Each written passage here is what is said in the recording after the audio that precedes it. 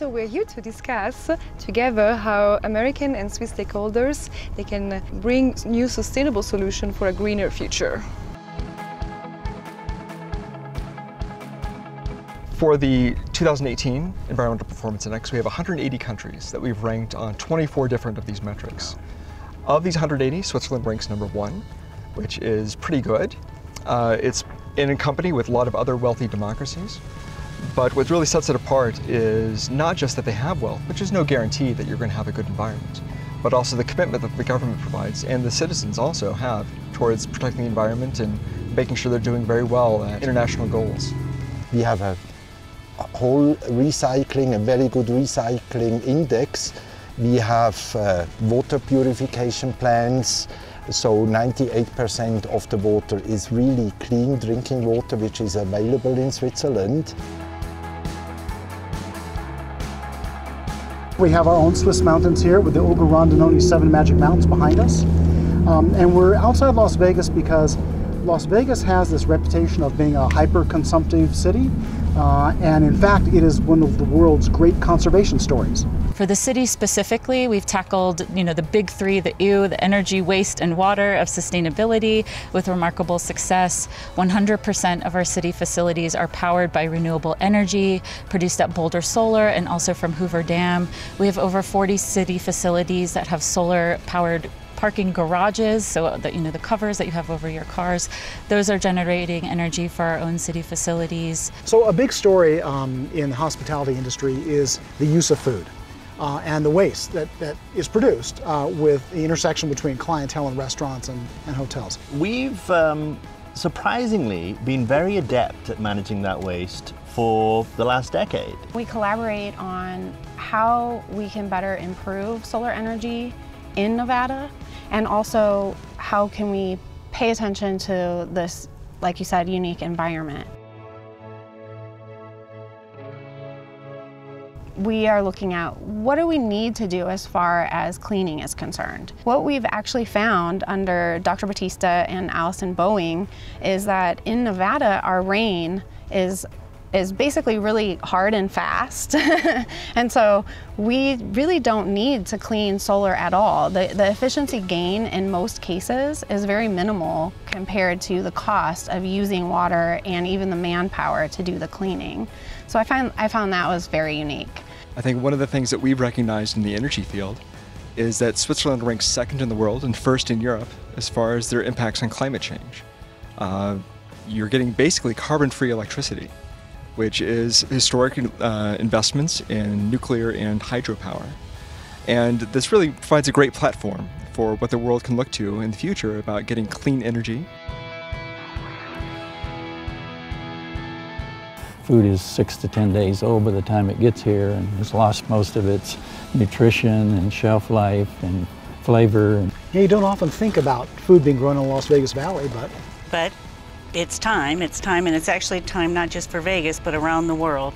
The UN did a study that said the only way we can solve hunger around the world is locally. And you have a deep involvement with the chefs here in town too, in the restaurants, yes. Yeah. Yes. The culinary community is how we built it, right? So there's a long history of wanting to serve the guest and wanting to portray exuberance. But with that comes the reality that sometimes you can have some left over. And that's been a challenge for the industry, not just in Las Vegas, but around the world. Maybe a little exaggerated in Las Vegas because of this desire for exuberance. But recently, we recognized there's an opportunity to take some of that food, the food that we can safely divert from that path through very effective and strict protocols around food safety and temperature management, and send it to people. The Swiss have made fantastic investments in their infrastructure in order to protect water quality. Nearly 100% of their wastewater is treated, and they're one of the first countries in the world to start treating their water for micropollutants. The unknown story about Las Vegas is that it has been very, very wise in terms of water management over the years. So very long-term investment in infrastructure for water management. And Las Vegas only uses 2% of the Colorado River. And practically every gallon of water used inside our properties goes back to the lake within 24 hours. It's borrowed from the lake.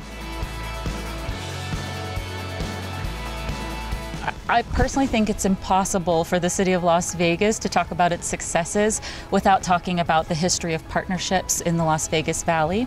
And as a result, I think we've seen really vibrant sustainability successes across the valley. Maybe to build on that, the #1 and #2 hotel schools in the world can collaborate a bit more. I don't know if they do already. UNLV and Lausanne. I actually would like to extend an invitation to Switzerland in general, their research institutions, to collaborate with us. Thank you. Maybe one thing we haven't touched, I think it's very good we speak about Switzerland and America, the bilateral. I think our industry, our research, our scientific institutions, they are very much integrated and we learn from each other. We have a very close exchange, think global, but then act local. We'd love to share some of our technology with Switzerland, but also learn more about what the Swiss are doing and seeing what we can bring back to the U.S. that can help us be better at growing. So there have been great strides that Switzerland has had over the years. It's not just the resting on their laurels, but they're continually expanding and pushing for greater environmentalism. And I think that's an important part of the story as well, is not just getting to a place where you're okay, but always looking for continual room for improvement.